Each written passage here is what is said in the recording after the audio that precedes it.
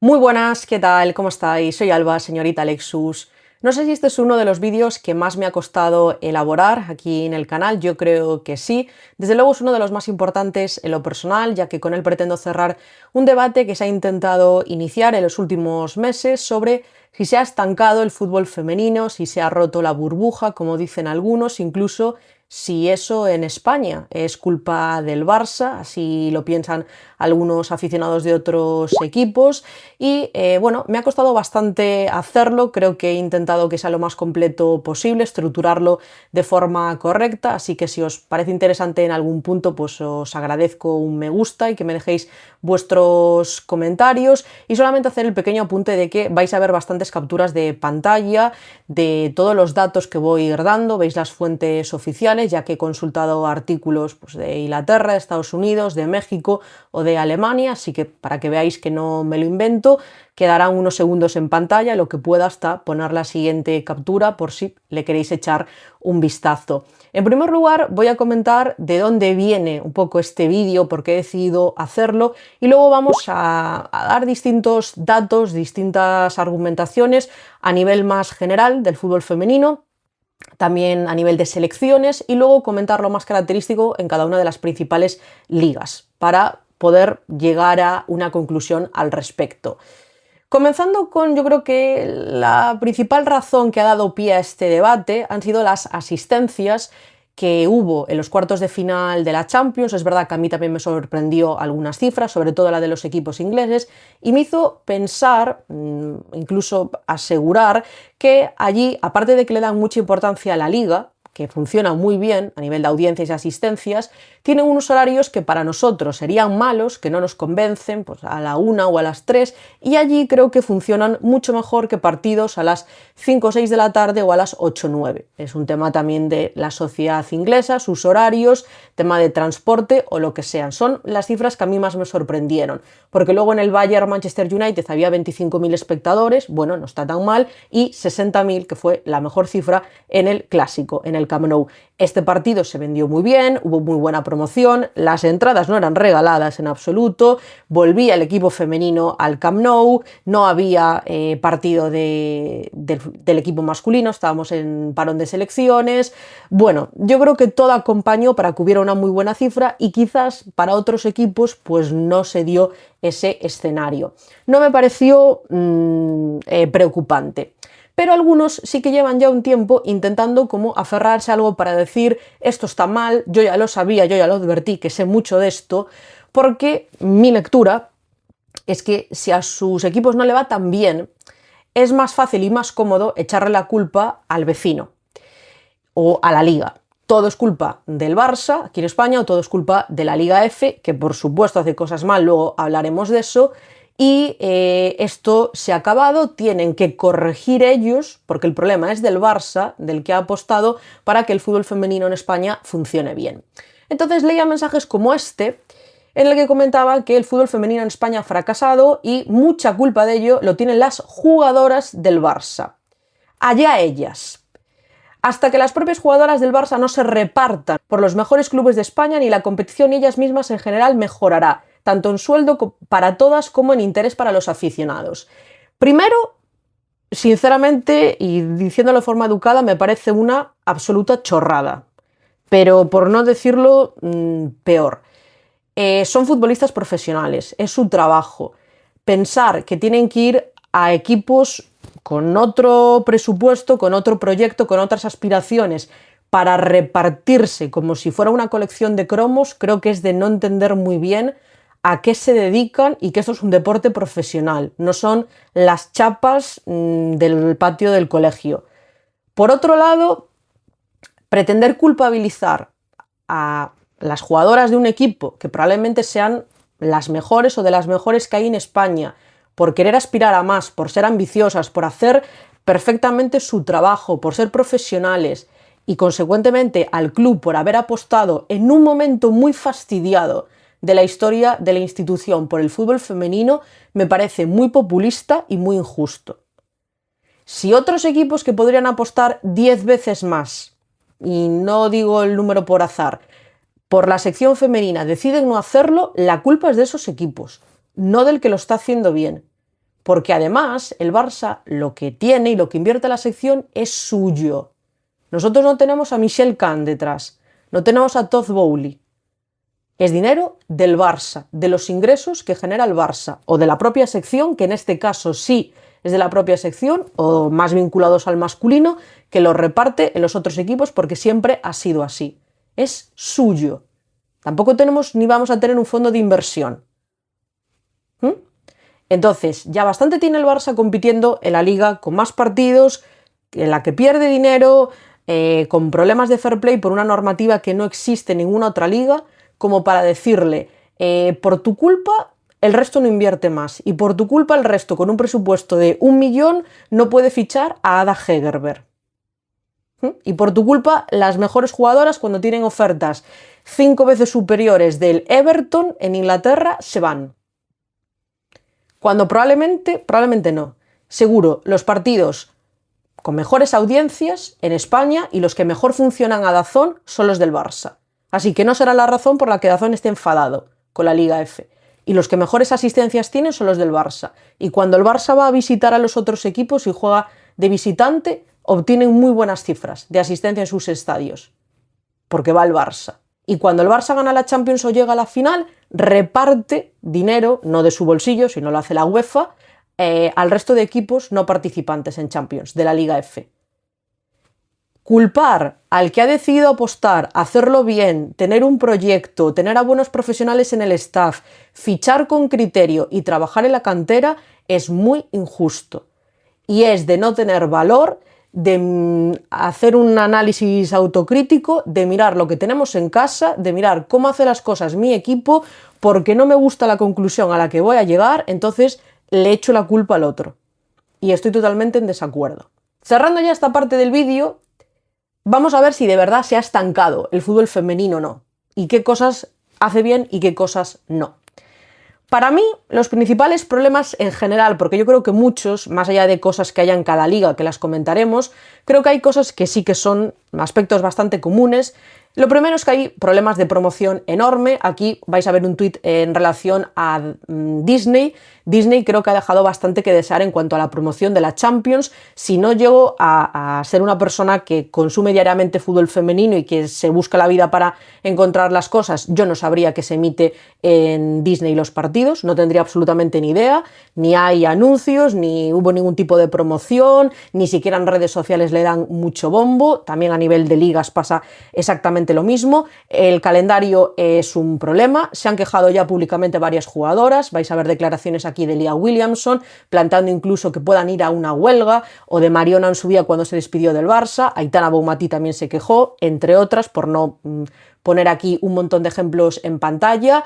Es un problema, cada vez hay más torneos, algunos que le digo yo inventados, luego los que ya hay de por sí históricamente a nivel nacional, la Champions, mundiales, Juegos Olímpicos, Eurocopas, donde también se van añadiendo selecciones, sus correspondientes clasificatorios, amistosos, previas, etcétera, etcétera.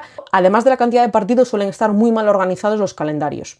Entonces, creo que distorsiona mucho la calidad del producto y se pone más en riesgo, por supuesto, la salud de las mismas.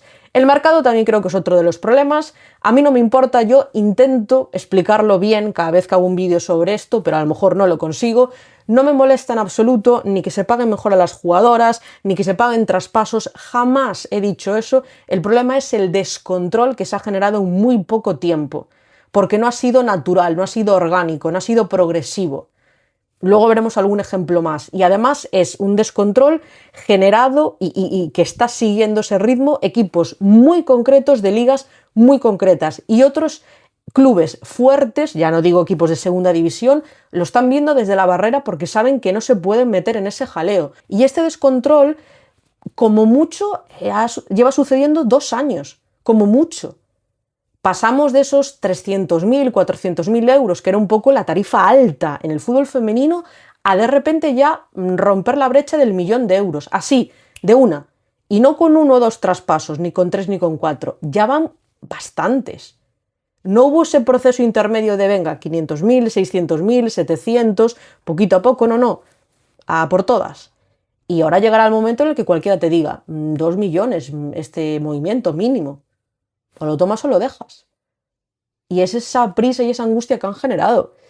Y por último, el último problema que yo tengo, que le he llamado seriedad, porque a veces falta que se tome más en serio el fútbol femenino a la hora de poner los horarios, a la hora de que coincidan partidos en un mismo club de femenino y masculino, intentar mirar un poco esas cosas, los sorteos, como pasó en Inglaterra, que se hizo en TikTok con, bueno, dos, no sé si eran creadoras de contenido, no las conozco, haciendo bromas que no eran pertinentes, se les cayó una bola de la bolsa que utilizaban para el sorteo y la volvieron a meter.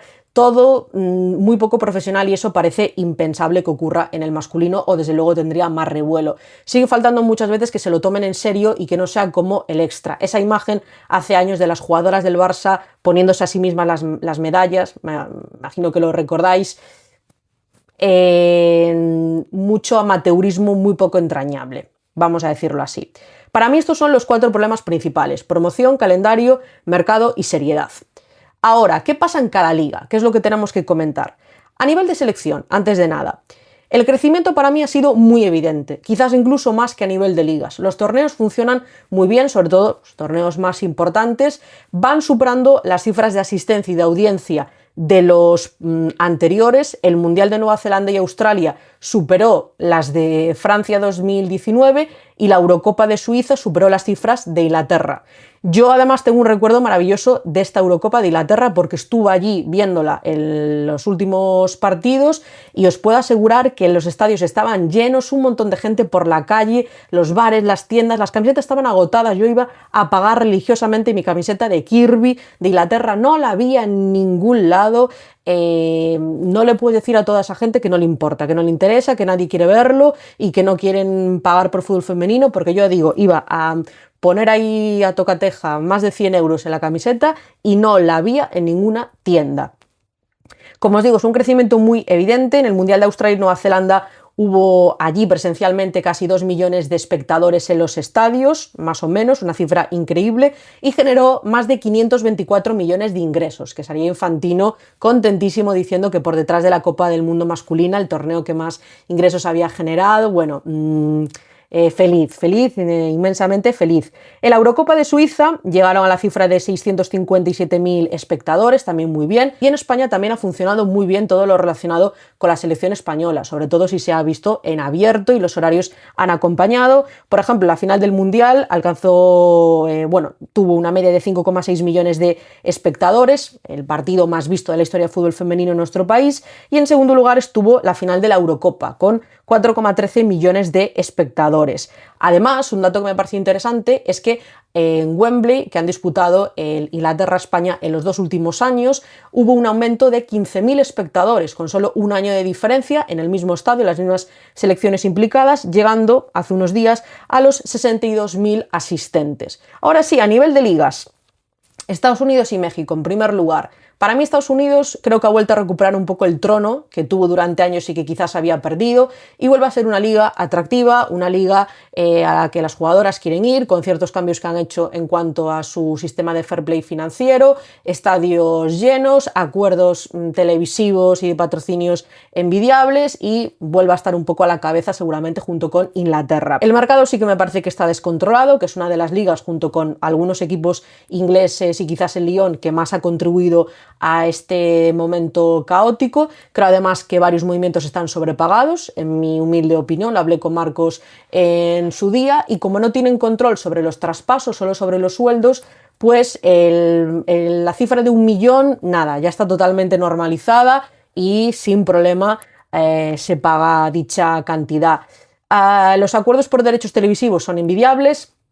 Leía que la NWSL firmó hace unos años un contrato de 240 millones por 4 temporadas. Una nueva franquicia como Denver obtuvo el récord de asistencia con más de 60.000 espectadores en su primer partido en la liga, o sea que veis que ellos son muy fieles a lo suyo, aunque no hayan ganado títulos, aunque la franquicia no tenga una masa social asentada, da igual, voy a apoyar a este equipo femenino de mi ciudad o a esta nueva franquicia, me apetece ver fútbol femenino y ahí voy a estar. Y por parte de México encontré esta infografía que compartían la cuenta de la liga y me pareció muy interesante. Yo es una liga que no sigo apenas nada, pero quiero hacerlo este año, y en 2025 obtuvieron 446.000 asistentes a los estadios, una cifra que está muy bien, que además va creciendo cada temporada, y 25,4 millones de audiencia, mejorando además los datos de los torneos previos. O sea, siguen ese proceso de crecimiento en una liga que tiene muy pocos años y que cada año va mejorando. En cuanto a Inglaterra, posiblemente la liga pues, que mejor prensa tiene y mejor consideración por parte de todos. Creo que una de las cosas que le restan o que nos hace un poco dudar de la gestión de los equipos es las pérdidas que tienen. A mí no me preocupa si son pérdidas controladas. Creo que es injusto pretender que el fútbol femenino ya sea rentable de primeras cuando tiene evidentemente un camino muy diferente al fútbol masculino, que tampoco es rentable, no nos engañemos. Es el mismo deporte, pero son realidades muy distintas. Entonces, sí se mueven equipos, sobre todo importantes, con cifras grandes de ingresos en 2-3 millones de pérdidas. A mí me parece muy positivo, entendedme, muy lógico. El problema es cuando vemos ya cantidades más altas como la del Chelsea. Lo del Chelsea lo voy a dejar para otro vídeo que va a haber casi en exclusiva de este tema, pero sus cuentas serían las menos buenas. Pero sí que hay varios equipos con datos no tan positivos. Diría que junto con el Chelsea el peor es el de London City Leoneses, que en segunda división, porque son los datos del año pasado, tuvo más de 10 millones de libras de pérdidas, o sea que en euros serían más de 11 millones de pérdidas. Es la gestión de Michelle Khan. Ella lo hace todo perfecto, lo hace genial porque invierte mucho y no tiene para nada prisa ni agobio, y el London City es un proyecto a medio largo plazo tranquilo, o eso dicen. Yo no me gusta su forma de operar, ya lo sabéis, entonces creo que con esta angustia que tiene se equivoca, y que apostar por el fútbol femenino sí es poner dinero, pero también son otras cosas, y a veces tener un poco de paciencia y armar de verdad un proyecto a medio largo plazo, apostando por la cantera, fichando con criterio, intentando generar atractivo en la afición, crear tu propia masa social. Es importante, es necesario, y también es apostar e interesarte por el fútbol femenino. El Tottenham también tuvo pérdidas, el Manchester City, bueno, es un poco la dinámica habitual, excepto en el Arsenal, por lo que vi, que obtuvo 22.000 libras de beneficio en el ejercicio pasado. No es un espectáculo, pero al menos no sería deficitaria. Eso sí, parece ser que con una cierta dependencia de lo que allí llaman la empresa matriz, es decir, el equipo masculino. Supongo que en tema de merchandising y patrocinios irá todo vinculado, todo en conjunto, no se separa por secciones, y bueno, pues tienen ahí esa dependencia de la que hablan del masculino. Otra de las cosas clave, igual que la liga estadounidense, es el tema del mercado. Sobre todo ciertos equipos han contribuido a ello, ya sabéis mi opinión, especialmente el Chelsea. En enero de 2024 fichaban a Mayra por 450.000 euros, era el récord en la liga, esto lo vais a ver aquí, no es opinión de Alba, y un año después ya superaron la barrera del 1.000.000 de euros fichando a Girma. Tampoco es mi opinión. Entonces, en unos meses, en un año, duplicaron su apuesta. Como digo, se saltaron ese proceso y dijeron: la queremos, nos pidan lo que nos pidan. Allí en Estados Unidos no tienen necesidad de vender, son franquicias, le pidieron 1 millón y lo pagaron. Y luego pagaron otro por Alyssa Thompson, y así van a seguir, porque ahora ya saben cuál es la dinámica a considerar con el Chelsea. Y luego llegaron otros movimientos importantes, como el de Sam Coffey en el Manchester City o el de Olivia Smith en el Arsenal, que también pagaron más de 1 millón o 1 millón de euros por ella. Ahora ya generaron ese bucle y parece que desde ahí pues, que no pueden ir para atrás. Eso sí, son la liga que yo creo que más importancia le da al fútbol femenino, que más cuida el producto, que tiene más prensa dedicada en exclusiva a cubrir este deporte.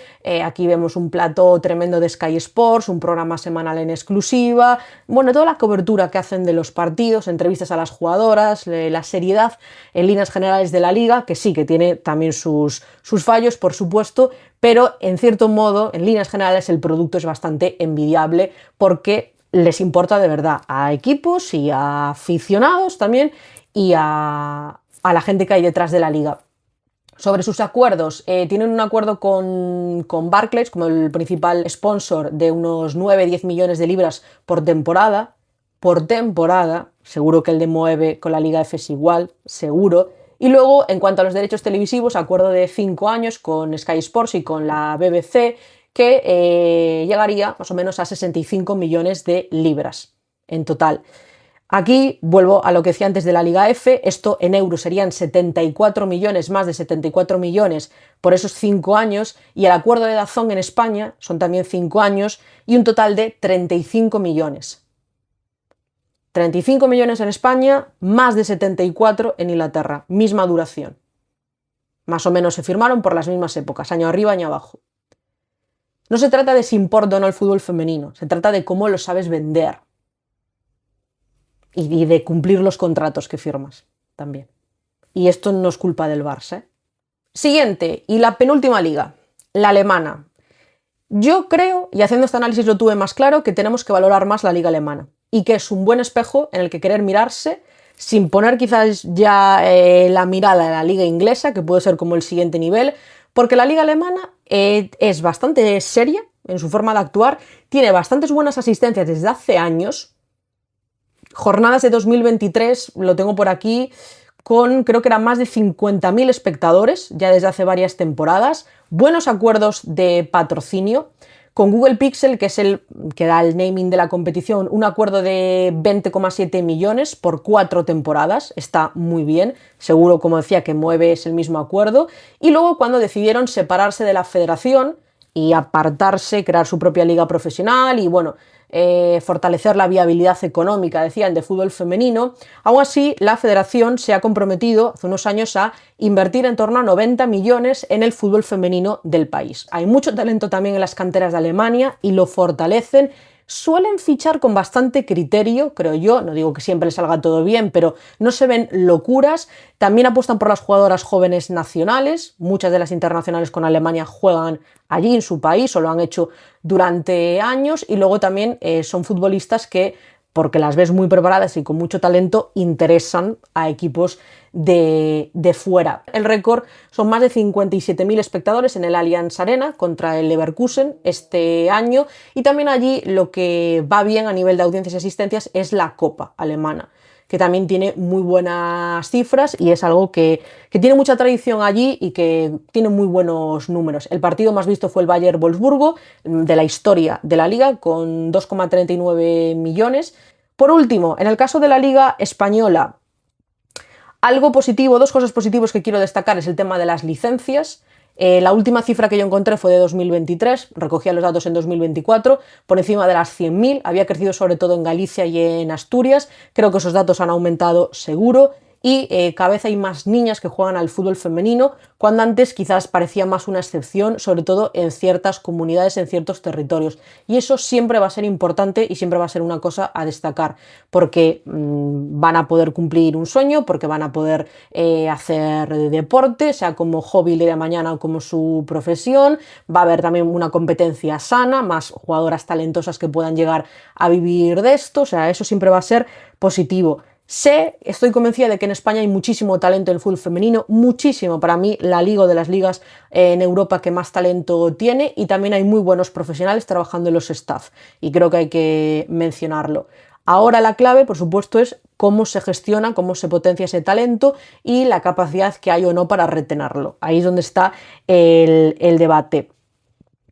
Problemas, para mí, el centro de todo, que lo digo siempre en los vídeos, los ingresos. Hay muchos problemas para firmar contratos, para cumplirlos, para conseguir unas cifras decentes y poder repartir a los clubes una cantidad digna de una primera división profesional. Hubo problemas con ese contrato con Finetwork, se le debe a la liga en teoría 4 millones, al parecer era un acuerdo de colaboración, ahora los 5 millones que había presupuestados de la quiniela no los van a recibir porque no se aprobó a tiempo el Real Decreto, dependen, parece ser, bastante de las ayudas del CSD y algo que, como dice Flepe, me vuela la peluca, que hay que comparar, que prácticamente tienen las mismas cifras de ingresos la liga en conjunto como institución, con todas las ayudas, derechos televisivos, patrocinios, todo, que el Barça solamente. Esto es gravísimo, gravísimo, preocupante, horrible, y no por el Barça, que el Barça es estupendo, por la otra parte. Y ya si no se cumple lo que está presupuestado, pues no os quiero ni contar. Esto para mí es el gran problema de la liga. A partir de ahí, siempre lo digo, vienen otras cosas. Y también, por supuesto, no todo se lo voy a responsabilizar a la Liga F, con una mayor apuesta de los clubes. Para mí, casos como el de Villarreal, el Betis o el Rayo Vallecano son inconcebibles y no es culpa de la Liga F. que equipos que están compitiendo, o lo hacían hasta hace poco, en Europa, no voy a mencionar equipos de descenso, equipos en Europa, su masculino, estén en segunda o tercera división en España, en la categoría femenina, no hay justificación posible. Seguramente para tener el equipo en primera, un presupuesto de 1 millón y poco sería suficiente. Creo que no estoy diciendo una locura. Alba, por favor, ¿qué cifras dices? ¡Qué barbaridad! No pueden ser como el Barça o el Madrid. No, no, no, es que no lo estoy diciendo. Hay que ponerle un poquito de ganas, un poquito de intención. Para mí, esto no se ha estancado en absoluto, en ninguna liga. Lo que pasa es que a lo mejor no se le puede pretender que siga el ritmo que algunos quieren seguir o que a otros les gustaría. Sigue habiendo problemas, sigue habiendo trabas, sigue habiendo instituciones que no lo potencian como debería, clubes que parece que lo tienen el equipo femenino por obligación. Hay que llamar a la puerta de los patrocinadores, de los sponsors, convencerlos un poquito de que incluyan al femenino, de que se animen a apostar por ellas también porque, venga, que es interesante, que te va a salir bien. Y yo creo que cuando se hace pues es un buen trabajo, la gente va respondiendo bastante bien. Y eso es un poco efecto contagio. Si yo voy al Camp Nou, mi caso, y me lo paso bien y veo un buen partido, ya me queda el gusanillo y quiero volver otra vez. Y me quiero comprar una camiseta. Y si viviera allí, el año que viene quiero el abono para ir al Johan. Esto es como ha pasado también en el masculino. Lo que pasa es que seguimos otros ritmos. Y si en vez de buscar tanta prisa y acelerarlo todo, pusiéramos un poquito de pausa, la propia dinámica que lleva el fútbol femenino es de ir a más y de ir mejorando en muchos aspectos. Estoy convencida. Siempre habrá equipos que vayan algo más rápido y otros más lento. También es en el masculino. Esto tampoco no compite de la misma manera el Levante, con mis respetos, que el Chelsea. Y no, el fútbol, no podemos decir el fútbol masculino se atasca y a nadie le interesa. Pero luego hay situaciones personales distintas. En fin, sé que ha sido un vídeo más largo de lo normal, pero eran bastantes cosas a comentar. Os lo decía al principio, si os ha gustado, si os ha parecido interesante, si habéis llegado hasta aquí, os agradezco un me gusta, un comentario. Muchísimas gracias por el apoyo al canal y nos vemos en los próximos vídeos y directos. Chao, chao.